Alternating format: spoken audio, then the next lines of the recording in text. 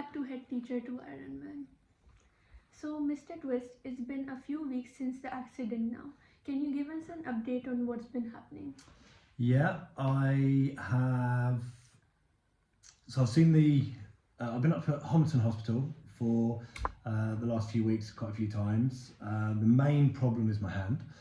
The rest of me is kind of healed up. I was a bit banged and bruised. My elbow's still a bit sore, but everything else is fine. My chin's kind of healed up. Got a nasty scar, but luckily I wear a stubble, so it kind of covers it. But the main issue is my hand.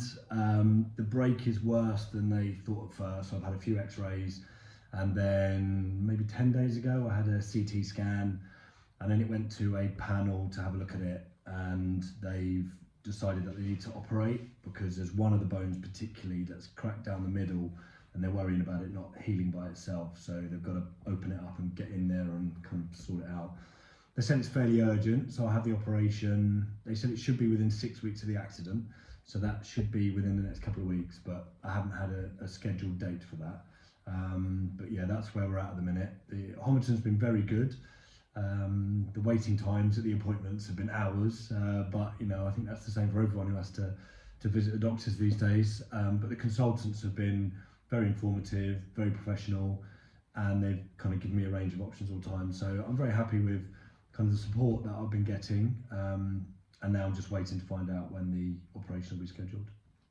So, what does this mean for the Copenhagen Ironman 2024? When I asked the consultant about recovery times and when I can get back to training properly, and the deadline for of August the 18th for the Ironman, they just laughed at me.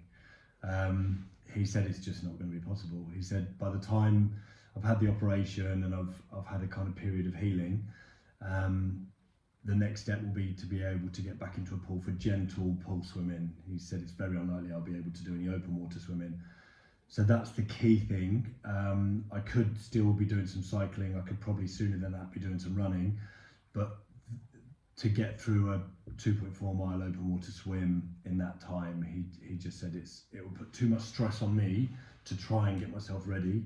And so his advice is that it just should not be a consideration at the minute. I need to prioritise my hand being better, and the aftercare, and making sure that I do, you know, whatever the doctors are saying about that. What does this mean for the fundraising that we have been doing? So I do have one option with the Ironman, which is I can defer to a later date once, because they know things happen. It's a big event. It's a long time preparing for it, and they know injuries happen. So there is an opportunity to extend the period of time and do it again at a later date, and that is an option I'm going to take.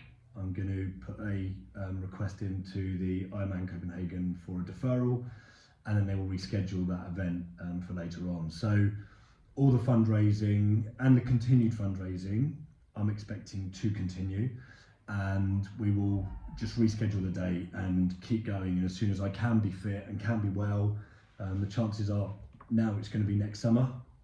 That just means a much longer training period, maybe rethink some of my expectations around how fast I want to go, what I want to achieve. It also gives us a bit longer to do some more events, you know, like what we've been saying over the last few weeks about YouTube not being the banker to kind of bring in the money, actually running some events in-house like race nights or quiz nights or things. So to continue to do the fundraising, I'm committed to do that, and I want to continue to do that. So my expectation is that as soon as I've got a new date, we kind of reshuffle everything and kind of aim towards that as the new date.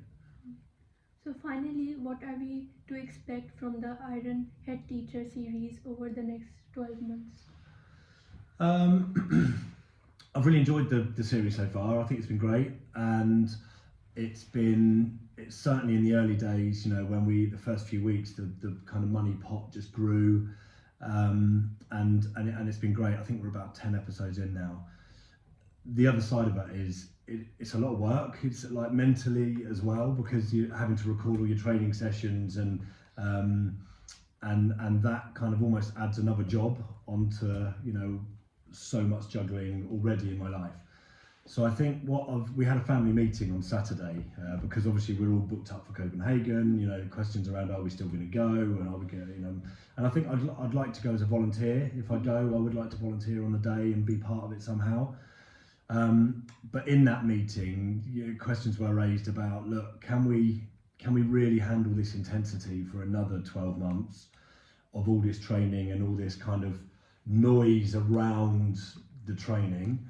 So I think actually what we'll probably do is be a bit quieter on the kind of advertising and getting the voice out there front, maybe doing more irregular updates, but keeping kind of tabs on it going forward. So I think what I'd like to do, if I am extending the period of training by another few months or a year, is to just quietly go about the business of being fit, staying in shape, and doing things slightly differently in terms of basing our updates around certain events rather than weekly updates and recording everything and pumping out lots of YouTube shorts and things like that. So I think it will be different, but I think we've got a longer time to continue the fundraising and continue a little bit of the marketing. We'll leave the stand up out the front and things like that. So I think less intense, a bit quieter, but with some more fundraising going on in the background.